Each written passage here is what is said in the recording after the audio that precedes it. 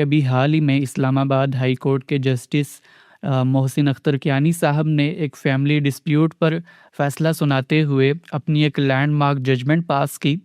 जिस पर हमारे मजहबी तबके की जानिब से बहुत शदीद रद्द अमल आ रहा है। और उनकी तरफ से ये कहा जा रहा है कि पाकिस्तान के अंदर एक दफ़ा फिर से खिलाफ इस्लाम कानून साजी के लिए राह हमवार की जा रही है।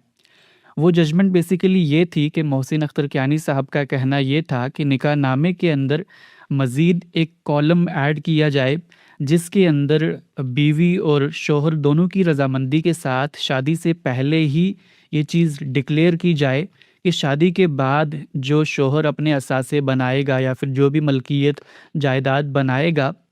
तो शौहर से तलाक की सूरत में और शौहर की वफ़ात की सूरत में उस जायदाद में से 50% बीवी को दी जाएगी।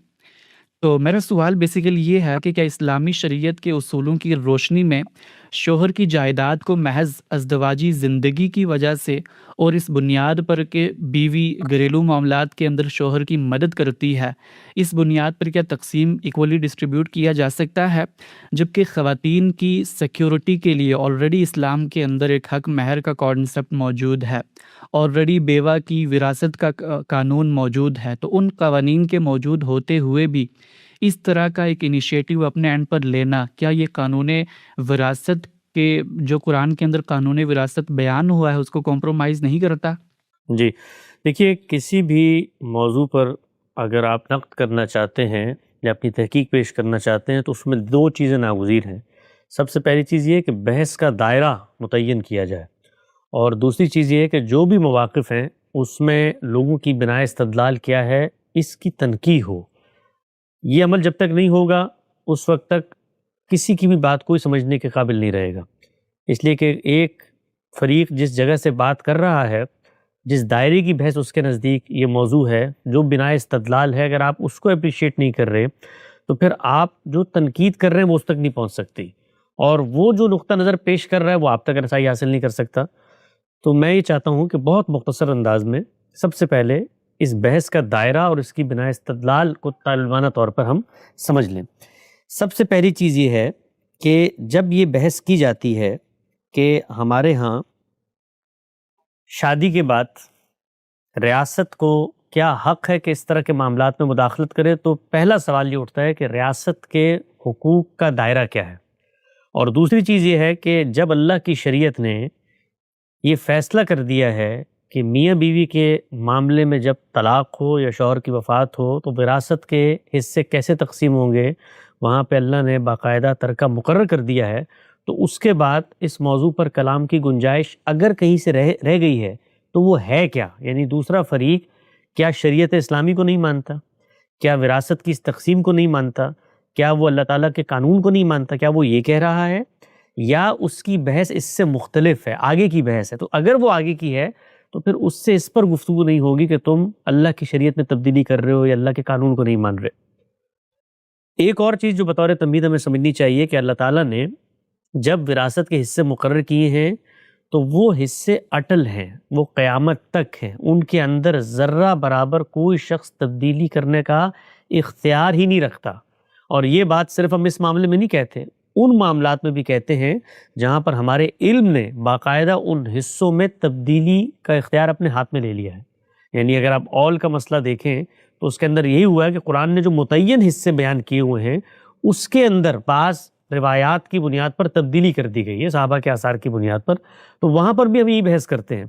कि कुरान मजीद के हिस्सों को छेड़ने की किसी को इजाज़त नहीं है। ये अल्लाह ताला ने बता दिया है कि ला तदरूना अय्युम अक़रबु लकुम नफ़अन, तुम नहीं जानते थे कि बलिहाज़ मनफ़ियत कौन तुमसे करीब तर है। ये हिस्से अल्लाह ने इसीलिए मुकर्रर कर दिए हैं। इन हिस्सों में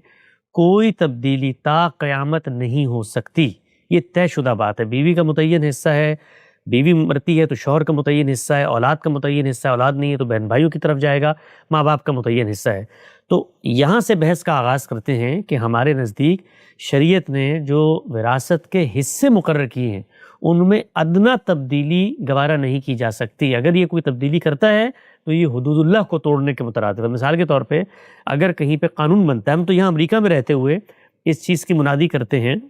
कि हर मुसलमान को ये चाहिए है کہ وہ باقاعدہ وصیت کرے شریعت کے مطابق اپنے حصوں کی تقسیم کی، اس لیے کہ اگر وہ نہیں کرے گا تو یہاں پر اسٹیٹ لاء موجود ہے انہیریٹنس کی تقسیم کا، جو کہ میرے تصور شریعت سے مختلف ہے۔ جو کچھ اللہ نے مجھے بتایا اس میں والدین کا حصہ ہے، بچوں کا ہے، اولاد کا ہے، اس سے مختلف ہے۔ تو لازم ہے مغربی ممالک میں یا جہاں کہیں بھی مسلمانوں کا قانون رائج نہیں، وہاں پر وہ شریعت کے مطابق وصیت کریں تاکہ ان کے مرنے کے بعد اللہ تعالیٰ کی حدود کے مطابق ان کی انہیریٹنس تقسیم کریں۔ اس لیے میں نے کہا وصیت کریں کیونکہ ان ملکوں میں بھی یہ قانون رائج ہے کہ اگر آپ نے کوئی وصیت کی ہے تو اس پر پہلے عمل درآمد کیا جائے گا۔ تو اللہ کی وصیت ہے، یہ اللہ نے حصوں کا فیصلہ کر دیا، کوئی اس میں ترمیم تغیر تبدیلی کا سوچ بھی نہیں سکتا، اور اگر کوئی شخص سوچتا ہے تو وہ اللہ کی شریعت میں مداخلت کرتا ہے، حدود اللہ کی منافی کرتا ہے۔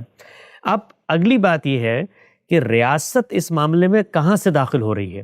ریاست کے بارے میں ہم یہ جانتے ہیں کہ انسان جنگلوں میں بھی رہتا تھا، قبائل میں بھی رہتا تھا، اس نے ایک سفر طے کیا ہے متمدن سویلائز معاشرے کی طرف، اور ایک ادارے کو وجود پذیر کیا ہے۔ اس کو وجود پذیر کرنے کا مقصد کیا ہے کہ میرے حقوق کی سلامتی ہو، میرے خلاف کوئی جان مال آبرو کی زیادتی نہ ہو، میری حق تلفی نہ ہو۔ یہ بنیادی محرک ہے جس کی وجہ سے ہم بہت ساری چیزوں کی پابندیاں قبول کر کے ایک ٹیریٹری کے اندر رہتے ہیں، ایک امیر کا انتخاب کرتے ہیں، اس کی اطاعت کا دم بھرتے ہیں۔ مقصود کیا ہوتا ہے کہ میرے حقوق کا تحفظ ہو، یعنی ہر شخص یہ چاہتا ہے کہ اس کی جان مال آبرو یہ سلامت رہے، کوئی اس پر حملہ آور نہ ہو، کوئی اس کی حق تلفی نہ کرے۔ یہ ریاست کا دائرہ کار ہے۔ اس دائرہ کار کی پس منظر میں اگر وہ کوئی اقدام کرتی ہے تو اقدام کے صحیح اور غلط ہونے کا مجھے حق حاصل ہے کہ میں اس پہ تنقید کروں، لیکن یہ ریاست کا حق ہے، بلکہ حق سے آگے بڑھ کے فرض ہے کہ وہ یہ کام کرے، اس لیے کہ میں نے اس کو وجود پذیر اس لیے کیا ہے۔ تو جب ریاست اس دائرے کے اندر، یعنی شریعت کے دائرے سے باہر نکل گئی یہ بات، شریعت کے دائرے میں اللہ کا قانون روبہ عمل ہوگا، اس سے آگے بڑھ کے اگر کہیں پہ حق تلفی ہوتی ہے یا جان مال آبرو کے خلاف زیادتی ہوتی ہے تو وہاں پر کوئی ریاست مداخلت کرتی ہے، وہاں پر اس کو مداخلت کرنی چاہیے، اس لیے ریاست کو وجود پذیر کیا۔ آپ اس کی چند مثالیں دیکھیے کہ کیسے یہ مداخلت کرتی ہے اور یہ کیسے میرے اور آپ کے تحفظ کا باعث بنتی ہے معاشرے میں۔ ہم وہاں پر کبھی یہ بحث نہیں اٹھاتے کہ یہاں پر تو شخصی معاملہ ہے، میرا ذاتی معاملہ ہے، یہاں پر ریاست کو کیا حق پہنچا ہے کہ وہ یہاں پر داخل ہو گئی ہے۔ مثال کے طور پہ آپ دیکھیں، میں موٹر کار خریدتا ہوں، میں مال کماتا ہوں، میں اس کی ملکیت رکھتا ہوں، لیکن جب سڑک پہ میں اس کو اتارتا ہوں تو وہاں پر ریاست نے ایک حد رفتار مقرر کر دی ہے اور یہ بتا دیا ہے کہ اس سے اگر تم تجاوز کرو گے تو تم پر جرمانہ ہوگا اور ہم تم پر سزا کا بھی نفاذ کر سکتے ہیں۔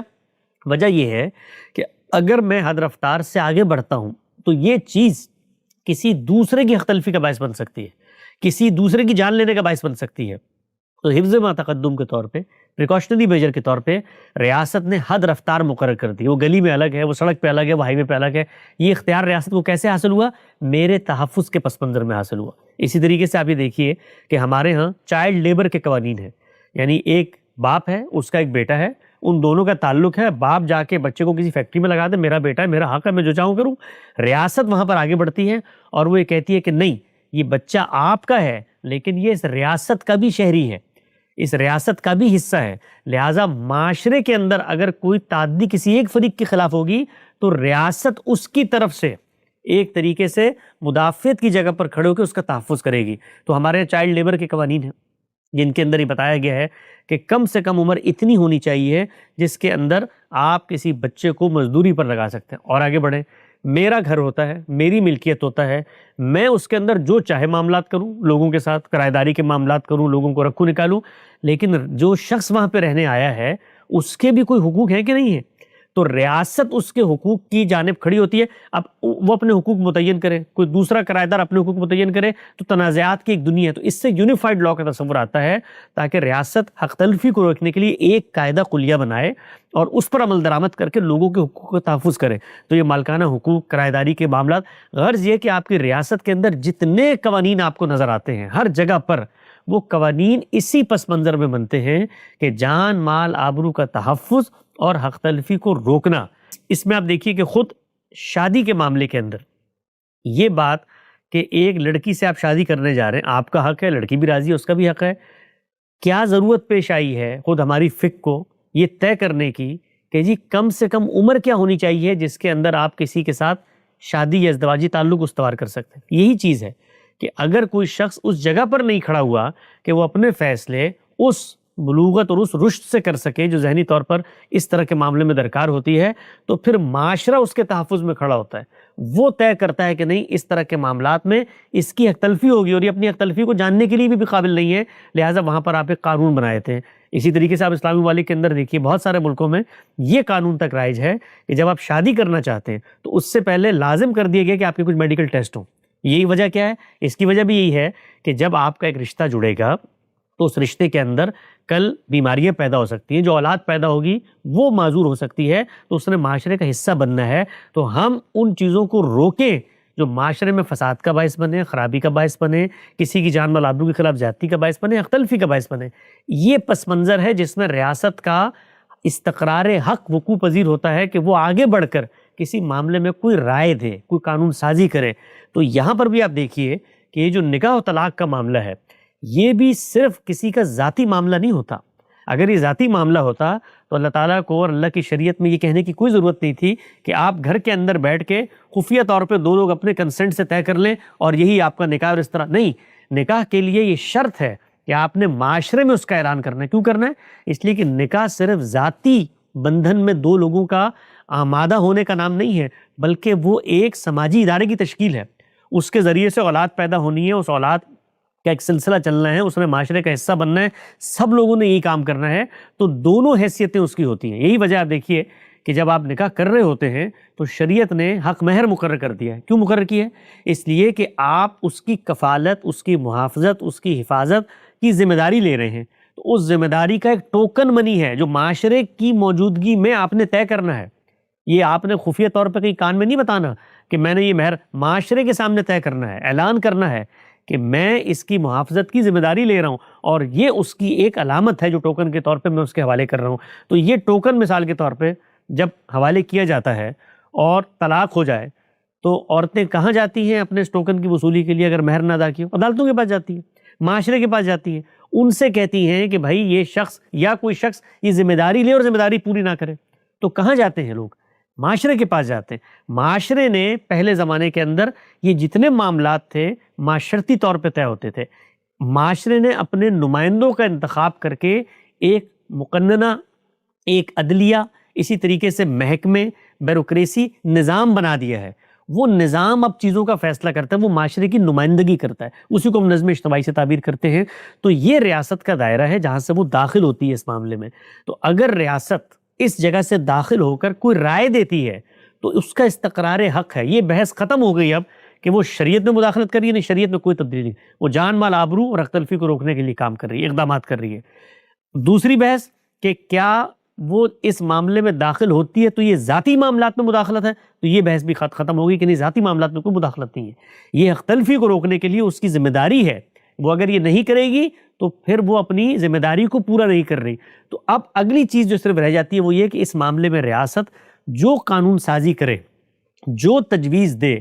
اس تجویز پہ روئے زمین پہ بیٹھے ہر شخص کو تنقید کا حق حاصل ہے، اس لیے کہ وہ اطلاق کے اندر ریاست کی ایک رائے ہے۔ وہ پوری پارلیمنٹ، یہاں تک کہ پورا ملک 99.99% ریفرینڈم سے بھی ایک قانون بنا لیں اس باب کے اندر، تب بھی ایک بندہ ہو اس کو بھی اختلاف کا حق ہے۔ وہ نہ اللہ کی شریعت سے اختلاف ہے، نہ ریاست کے نظم سے اختلاف ہے، نہ اس کی اتھارٹی سے، اس کی رائے سے اختلاف ہے۔ تو اس معاملے میں اگر ریاست کوئی قانون سازی کرتی ہے تو اس سے ہر ایک کو اختلاف کا حق موجود ہے۔ وہ اس چیز کو اپنے معاشرتی عرف، نارمز، تقاضے، حکمت، ضرورت، جس چیز کے تحت سمجھتے ہیں، اس کو پھر ڈیبیٹ میں لے کے جائیں، اس کو بحث میں لے کر جائیں، اس پر بحث کریں اور بتائیں کہ ہمارے معاشرے کی ڈائنامکس کیا ہیں، ہمارے معاشرے کے تقاضے کیا ہیں، اس کے مطابق یہ کام اس طریقے سے نہیں ہونا چاہیے، حق تلفی کو روکنا ہے تو اس کے متبادل قوانین موجود، یہ ساری بحثوں کی گنجائش موجود ہے، ہر شخص کرنے کا حق رکھتا ہے۔ میں نے جو اس باب میں تجویز پیش کی جب یہ ججمنٹ میرے سامنے آئی، وہ تجویز ہے جو مغربی معاشروں کے اندر اس باب میں ریاست نے کچھ ڈیولپمنٹ کی ہے۔ ہمارے ہاں چونکہ بالعموم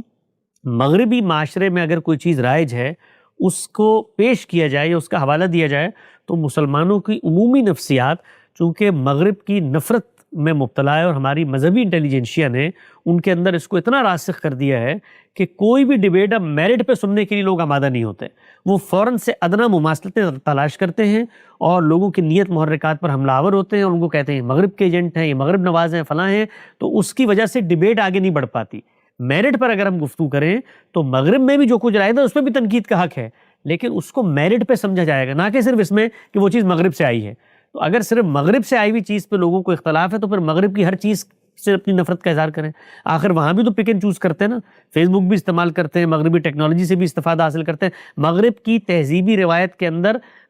بہت سارے فسادات موجود ہیں، ہم خود اس پہ تنقید کرتے ہیں۔ ہمارے استاد مکرم جناب جاوید احمد غامدی کا ایک مضمون ہے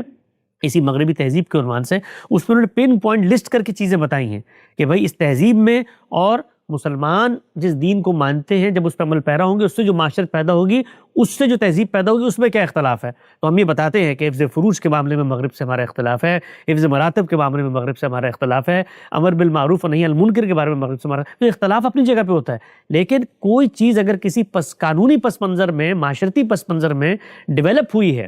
اس کو پیش کیا جاتا ہے تو اس کا جائزہ لینا چاہیے ہمیں۔ آخر اس وقت ہمارے ملکوں کے اندر یہ جو ملوکیت کا دور ختم ہوا اور یہ جمہوریت کا پودا لگا، یہ کہاں سے پیدا ہوئی؟ مغرب سے پیدا ہوئی نا۔ آج بھی آپ ملک میں بیٹھے ہوئے، وزیر اعظم ہے، صدر الیکشن ہے، یہ ساری سوشل سائنسز کی ڈیولپمنٹ یہاں ہوئی، یہاں کو ہم نے وہاں اپنایا، اس کے نتیجے میں معاشرہ آگے بڑھا۔ تو اس طرح کی چیزوں کو میرٹ پہ دیکھنا چاہیے۔ اب یہاں پر جو چیز موجود ہے وہ کیا ہے؟ وہ یہ ہے کہ جب آپ شادی کرتے ہیں تو شادی کرتے وقت آپ نے یہ فیصلہ کرنا ہے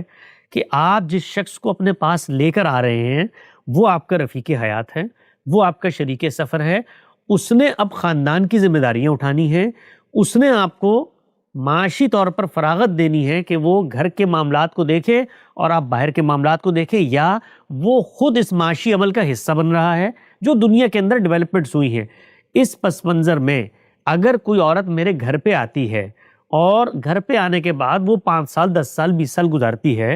اور اس کے بعد صورتحال یہ بنتی ہے کہ نباہ نہیں ہو رہا، طلاق کا وقت آ گیا ہے یا شوہر کی وفات ہو گئی ہے، تو کیا یہ چیز کہ جیسے ہی شوہر کی وفات ہو اور ایک شخص کا ایک اتنا لمبا عرصہ آپ کے ساتھ گزر چکا ہو جس میں آپ نے چیزیں خریدی ہوں، پراپرٹیز بنائی ہوں، اثاثے بنائے ہوں، آپ لوگوں نے دونوں نے مل کے کیریئر میں ترقی حاصل کی ہو، اس سے ایک دنیا بنی ہو، اور یہ دنیا ہر شخص جانتا ہے کہ جب ایک رشتے میں دونوں لوگ بنتے ہیں تو دونوں کی کنٹریبیوشن سے بنتی ہے۔ وہ کنٹریبیوشن ایک کی معاشی ہو تو دوسرے کی نفسیاتی ہوتی ہے، دوسرے کی اور 10 پہلوؤں سے ہوتی ہے کہ وہ بچوں کو سنبھال رہی ہے، وہ آپ کے گھر در کے معاملات دیکھ رہی ہے۔ تو اگر یہ صورتحال ہے اور اس میں خاتمہ ہو جاتا ہے تو اس خاتمے کی صورت میں کیا اس کو جو کچھ شادی کے بعد بنا ہے اس سے یکسر محروم کر دینا چاہیے؟ یہ سوال وراثت کی تقسیم کا سرے سے سوال ہی نہیں ہے، یہ سوال دنیا کے اندر جو معاملات پیش آ رہے ہیں، لوگوں کی زندگی کے اندر جو چیزیں پیش آ رہی ہیں، احوال پیش آ رہے ہیں، ان کے بارے میں قانون سازی سے اس کا تعلق ہے کہ اگر اس کو یکسر محروم کر دیا جائے، یہ جو کچھ ڈیولپمنٹ ہوئی تھی، تو کیا یہ اس کی حق تلفی ہے؟ کیا یہ اس کے ساتھ زیادتی ہے؟ ہم یہ دیکھتے ہیں، آپ یہ دیکھیے دنیا بھر میں، خود ہمارے معاشروں میں آپ دیکھیے کہ جب طلاق ہوتی ہے یا جب شوہر کی وفات ہوتی ہے تو یہ واقعہ ہے، اور یہ جو قانون سازی یہاں پر ہوئی ہے یہ ایک دن میں نہیں ہو گئی ہے، یہ لوگوں کے سماج کے تعاملات اور نظائر کو دیکھ کر یہ انسان نے چیز اخذ کی ہے۔ تو ہمارے یہاں ہوتا کیا کہ جب طلاق ہو گئی تو اس کے بعد کہاں جائے گی بیوی؟ نکل کے والدین کے گھر پہ جائے گی یا بھائیوں کے گھر پہ جائے گی، یعنی کوئی زندگی نہیں ہوتی اس کی، اس کے پاس یہ حق بھی نہیں ہوتا کہ وہ جس گھر میں اس نے 20 سال 30 سال گزارے ہیں وہاں پر ہی بیٹھی رہے، اس کو نکلنا ہوتا ہے وہاں سے۔ کیوں نکلنا ہوتا ہے؟ وہ گھر اس نے بنایا ہے، اس گھر میں اس کا خون پسینہ شامل ہوتا ہے، تو اگر اس کو بے آسرا بے یار و مددگار چھوڑ دیا جاتا ہے تو کیا ریاست کا یہ حق نہیں بنتا کہ وہ اپنے ایک شہری،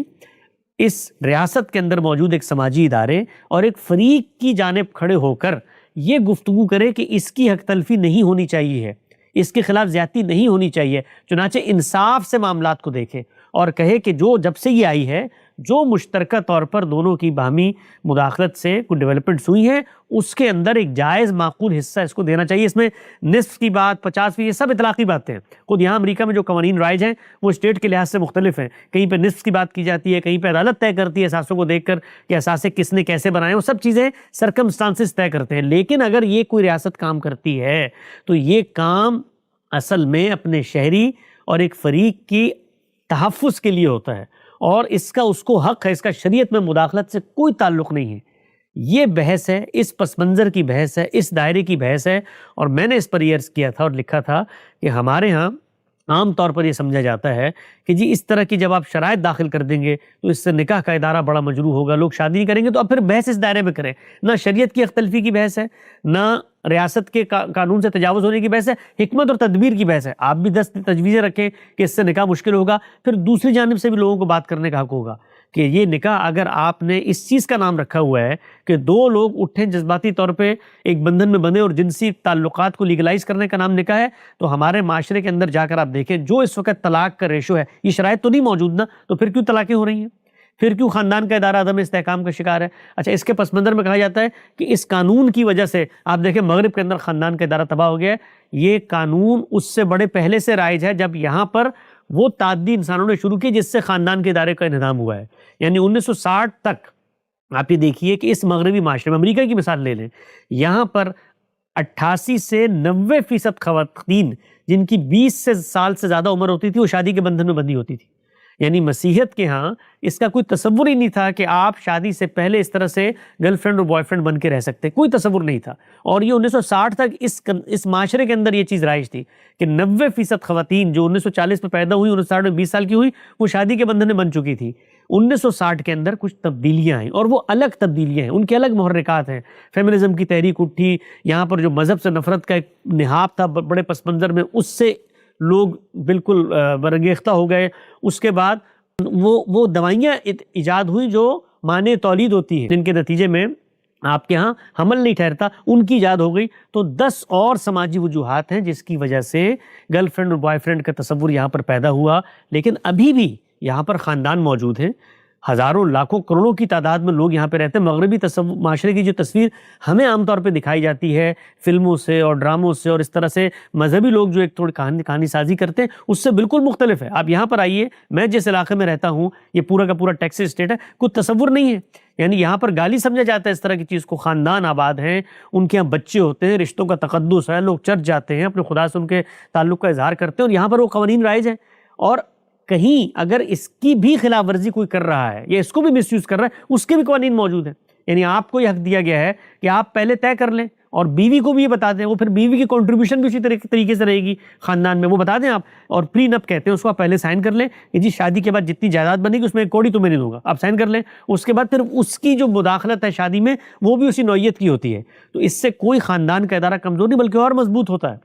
اس سے بچے مضبوط ہوتے ہیں. آپ یہ دیکھیے کہ آپ کا خاندان کا ادارہ ٹوٹ بھی گیا تو بچے بے آسرا نہیں ہوتے کہ ادھر ادھر پھر رہے ہوں. وہ ماں کے پاس ایک مستحکم جگہ ہوتی ہے، وہاں پر وہ ان کو رکھتی ہے، بچے مس یوز نہیں ہوتے، ان کا ابیوز نہیں ہوتا، ان کے پاس ایک سائبان ہوتا ہے. تو اس مغربی معاشرے کے اندر گھر جب آپ لیتے ہیں تو وہ مشترکہ ملکیت بنتا ہے. اس مشترکہ ملکیت میں جب آپ کا معاملہ ختم ہو جاتا ہے تو وہ بے سائبان نہیں ہوتی خاتون. تو اس پس منظر میں یہ قوانین پیدا ہوئے ہیں اور ہمارے یہاں اس کی تجویز دی جا رہی ہے. لوگوں کو اختلاف کا حق ہے، قوانین اپنے کلچرل کونیٹیشن میں ماڈیفائڈ بھی ہوتے ہیں، وہ سب چیزیں آپ کر سکتے ہیں. لیکن نہ یہ شریعت کی خلاف ورزی ہے، نہ ریاست نے اپنے دائرے سے تجاوز کیا ہے، بلکہ یہ عین ریاست کی جو ذمہ داری ہے اس کے مطابق ہے.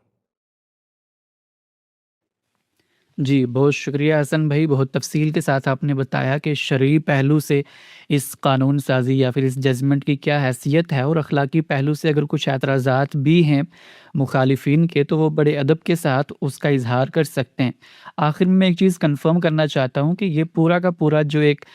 تصور ہے یا پھر جو ججمنٹ ہے، کیا اس کو ہم شریعت کا جو وصیت والا باب ہے قانون وراثت کے اندر، اس کے اندر کیٹیگرائز کر ہم کو یہ حق دیتی ہے کہ ہم اپنی جو بھی جائیداد ہے اس کو میکسیمم 50% تک جو ہے وہ ہم وصیت اس کی کر سکتے ہیں؟ وصیت کا اس سے کوئی تعلق ہی نہیں ہے، یہ زندگی کے اندر مال دینا ہے. وصیت کا تو معاملہ ہوتا ہے کہ آپ مرنے کے بعد اپنے ترکے کے بارے میں پہلے طے کر رہے ہیں،